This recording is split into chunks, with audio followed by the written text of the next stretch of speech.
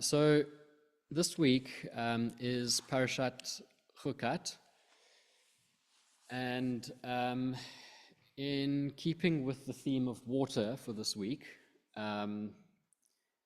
this parasha deals a lot with water as well.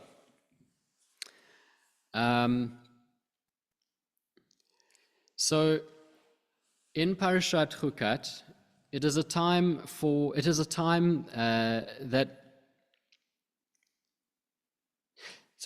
Parshat Chukat, it is a time Moses, sister Miriam, brother Aaron are still leading the Israelites through the wilderness, ever hoping to reach the promised land. God instructs Moses how to use water and the ash of a red heifer for purification rituals to purify whomever comes into the holy sanctuary. This reminds us that we ought to operate from a position of purity inside our shuls. The parasha then goes on to mention the death of Miriam and the subsequent, perhaps consequential, drying up of water. The Israelites complain bitterly to Moses about the lack of water. Scholars also draw parallels with Miriam's death and the lack of water, and moreover, the significance of Torah being likened to water.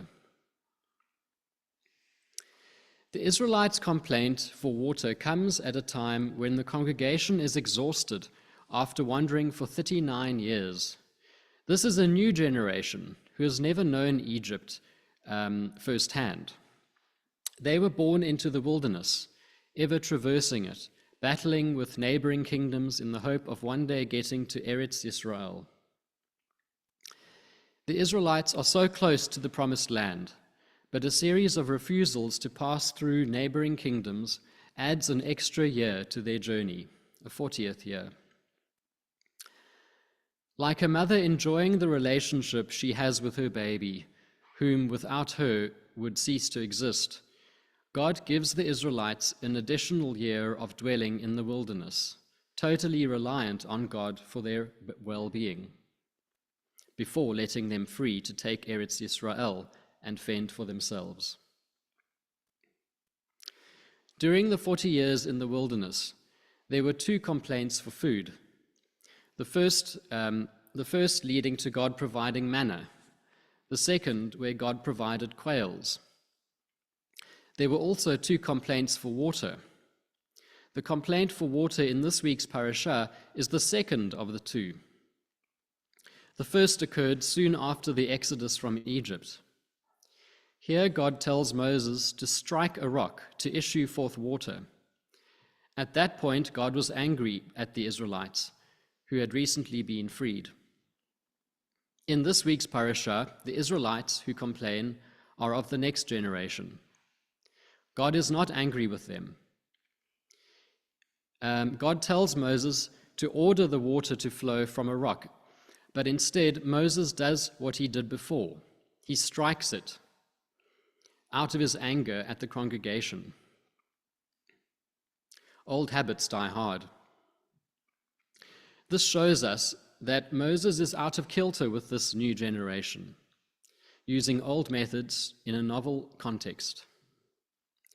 Water does flow forth from the rock, but God is displeased by Moses' lack of trust in God and promises that Moses and Aaron will die before the Israelites enter the promised land. So what can we glean from this week's parasha? Firstly, the centrality of water with respect to maintaining a pure state fit for God's sanctuary. Secondly, we see that despite the close relationship God has with Moses, Moses is no longer spiritually fit to lead his people.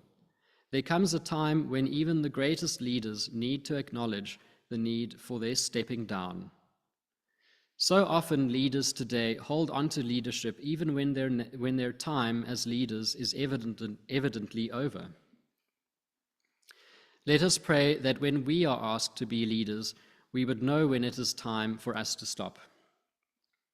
Let us also pray that our leaders of today receive insight into how fit they are to lead, and that they do the humble thing of stepping aside when a change in circumstance requires it.